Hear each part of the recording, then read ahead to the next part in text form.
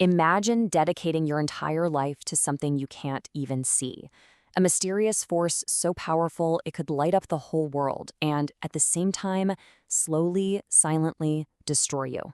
Well, that's the story of Marie Curie, a woman who truly glowed with genius and the brilliant, dangerous path she walked. Right there, that quote, it kind of lays out the whole story, doesn't it? It's a story about relentless curiosity and discovery for sure, but also one of immense personal sacrifice. They were chasing something invisible, something that would turn out to be one of nature's most fundamental and dangerous forces. And here she is, the woman at the heart of this incredible story. She was born Maria Sklodowsky, but she wouldn't just change her name. Oh no, she was about to change the entire course of science itself. Okay, so where does a journey like this even begin? For Marie, it all started with a dream of science in Warsaw, Poland. But here's the catch. She was in a place and at a time where that dream was completely, totally forbidden for a woman. I mean, think about that. This was the first giant wall she hit in her life. The world of science is just blowing up with new ideas, and for her, the doors are slammed shut. Why? Simply because she was a woman. That's it. So what does she do? She makes this massive, life-changing decision. She leaves Warsaw behind and heads to Paris, the city of lights. And for her, it really was a city of possibility. At 24, she gets into the Sorbonne. But get this, she was so poor, she often survived on just bread and tea, studying in the freezing cold, fueled by this pure, unstoppable passion for knowledge. And you can hear it in her own words, right? This wasn't just some passing fancy. She says she resolutely undertook this preparation. That's some serious determination. It shows just how laser-focused she was, even when she was literally starving and freezing. Just incredible. Now, in Paris, she didn't just find her education. She found someone else. She met a partner, not just in life, but in science, Pierre Curie. And let me tell you, this meeting, it was about to light the fuse on one of the greatest scientific partnerships of all time. Wow. I mean, this letter from Pierre to Marie just says everything, doesn't it? Hypnotized in our dreams. That's so powerful. Their relationship wasn't just about love. It was built on this shared, all-consuming passion for discovery. They weren't just husband and wife. They were a team, a single scientific unit, chasing the same big dream. All right, let's set the stage a little. What did the world of science look like back then? This right here is the periodic table of the time. Now, this thing was a total game changer for organizing all the stuff in the universe. But look closer. See those gaps? Those were the big mysteries, the treasure map for scientists. They were like little placeholders for elements that everyone thought existed but no one had actually found yet. So Marie decides to tackle this really weird new thing that another scientist, Henri Becquerel, had just stumbled upon. These strange, invisible rays that were coming off of uranium. And get this, she didn't just study it. She gave it a name we all know today, radioactivity. So how on earth did they do it? Let's walk through this detective story. Step 1, Marie starts by carefully measuring those uranium rays.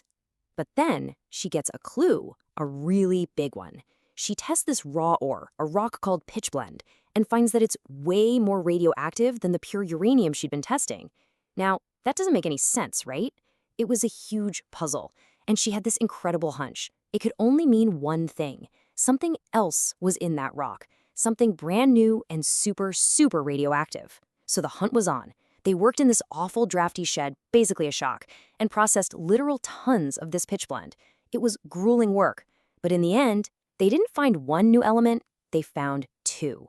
Polonium, which she named after her homeland Poland, and radium, the famous element that actually glowed in the dark. And just like that, this discovery makes the Curies famous. I mean, global superstars of science.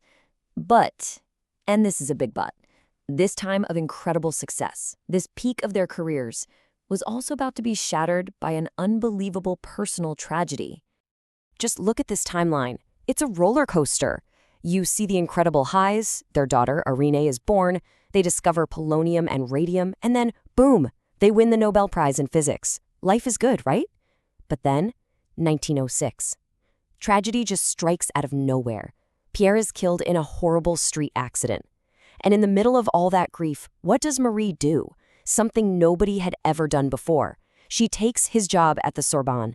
She becomes its first ever female professor. And if that's not enough, 5 years later, she does the impossible. She wins a second Nobel Prize, this time in chemistry, all on her own. Okay, let's just let that sink in for a second. We're not talking about the first woman to do this. We're talking about the first person ever to win 2 Nobel Prizes in 2 totally different fields of science. That is just mind-blowing. It's an achievement that is still incredibly rare today. But Marie Curie wasn't the type to just sit back in her lab. When World War I explodes across Europe, she sees a way she can help. A direct, practical way to use her science to save people's lives. So she invents these things, mobile X-ray vans. They even nicknamed them Petites Curies, or Little Curies. How cool is that? And she didn't just draw up the plans. Oh no, she helped pay for them, loaded them up with equipment, and then, you're not going to believe this, she got behind the wheel and drove them to the front lines herself. She was right there, in the thick of it, training medics to find shrapnel in wounded soldiers. She said it herself. This was her science in action, helping to ease all that terrible suffering. And the numbers are staggering. It's thought that over 1 million soldiers were treated thanks to her little Curies. Think about it, a double Nobel Prize winner, out there on the battlefields of World War I. Just incredible. But there was a darker side to all of this. All this amazing work, being so close to these powerful new materials, it all came with a terrible hidden price tag. Because back then, nobody, and I mean nobody, understood just how dangerous this stuff was. This is just wild. It's from a paper where Pierre Curie and Henri Becquerel literally put radium on their own skin, on purpose, just to see what would happen. They wrote down every detail like a science experiment, the redness, the burns, the open wounds. They were using their own bodies as test subjects. It just shows you what kind of wild, unknown territory they were in. And then you have this. This is where it gets truly bizarre. While the Curies are literally burning themselves to study the dangers, the public goes nuts for radium. It was marketed as a miracle cure. You could find it in everything: water, chocolate, even face cream, like you see here. Can you believe it? They were promising a healthy glow from the very thing that was slowly killing the person who discovered it. But to me, this is maybe the most haunting part of her whole story. Her notebooks, the very pages where she wrote down her incredible discoveries, are still so radioactive today, more than 100 years later, that you need to wear protective gear just to look at them. They're stored in lead-lined boxes, like these silent witnesses to the incredible price she paid for her genius. Marie Curie died in 1934. The cause was a blood disease, and there's almost no doubt it was from all those years working with radiation. But her death, that wasn't the end, not even close. Her legacy, just like the radium she discovered, continues to shine, to radiate out into the world. Years later, when her ashes were moved to the Pantheon in Paris, which is a huge honor, it's where France buries its national heroes, she was celebrated as more than just a scientist. She became a symbol for what was possible when you tear down barriers. She wasn't just a pioneer for science, she was a pioneer for women everywhere. So her whole life, her whole story, it really leaves us with a huge question. It's kind of the same one Pierre was asking in that letter at the very beginning. Marie Curie chased an invisible force, and yeah, she changed the world. But she paid the highest price for it. So it makes you think, right? As we're pushing the limits today, with things like AI or gene editing, what are the invisible forces we're chasing? And maybe more importantly, what price are we willing to pay?